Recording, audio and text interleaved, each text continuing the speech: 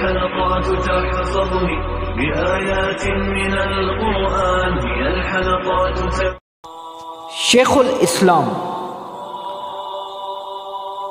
حضرت علامہ ظفر احمد عثمانی رحمۃ اللہ علیہ فرماتے ہیں کہ میں اس زمانہ میں حج کے بعد مدینہ منورہ گیا. ہم لوگوں نے کھانا کھانے کے بعد دسترخوان کو ایک دیوار کے پاس جھاڑ دیا تاکہ روٹی کے بچے ٹکڑوں اور ہڈیوں کو جانور کھا جائیں. تھوڑی ہی دیر کے بعد جب میں اپنے کمرے سے باہر نکلا تو یہ دیکھ کر حیران رہ گیا کہ ایک خوبصورت 9 سال کا بچہ ان ٹکڑوں کو چن چن کر کھا رہا ہے. مجھے سخت افسوس ہوا. بچے کو ساتھ لے کر قیام گاہ میں آ گیا اور اسے پیٹ بھر کے کھانا کھلایا، کیونکہ میں ایسی ہستی کے شہر میں تھا جو غریبوں کا والی اور غلاموں کا مولا تھا. میرے اس برتاؤ کو دیکھ کر بچہ بے حد متاثر ہوا. میں نے چلتے وقت اس سے کہا کہ بیٹا تمہارے والد کیا کرتے ہیں؟ اس نے کہا میں یتیم ہوں. میں نے کہا بیٹے میرے ساتھ ہندوستان چلو گے؟ وہاں میں تم کو اچھے اچھے کھانے کھلاؤں گا، عمدہ عمدہ کپڑے پہناؤں گا، اپنے مدرسے میں تعلیم دوں گا. جب تم عالم و فاضل ہو جاؤ گے تو میں خود تم کو یہاں لے کر آؤں گا اور تمہیں تمہاری والدہ کے سپرد کر دوں گا. تم جاؤ اپنی والدہ سے اجازت لے کر آؤ.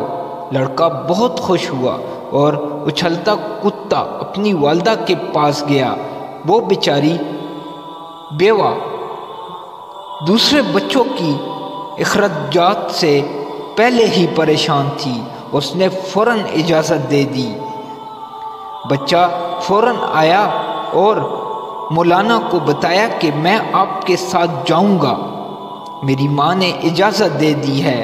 پھر پوچھنے لگا کہ آپ کے شہر میں چنے ملتے ہیں؟ مولانا عثمانی رحمۃ اللہ علیہ نے بتایا یہ ساری چیزیں وافر مقدار میں تمہیں ملیں گی. مولانا کا بیان ہے کہ میری انگلی پکڑے پکڑے مسجد نبوی میں وہ میرے ساتھ آیا اور ٹھٹک کر رہ گیا. سرکار دو عالم صلی اللہ علیہ وآلہ وسلم کے روضہ مبارک کو دیکھا اور مسجد کے دروازے کو پکڑا اور پوچھا کیا بابا یہ دروازہ اور روضہ بھی وہاں ملے گا؟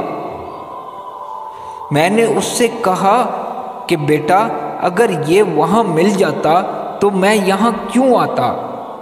لڑکے کے چہرے کا رنگ بدل گیا. میری انگلی چھوڑ دی.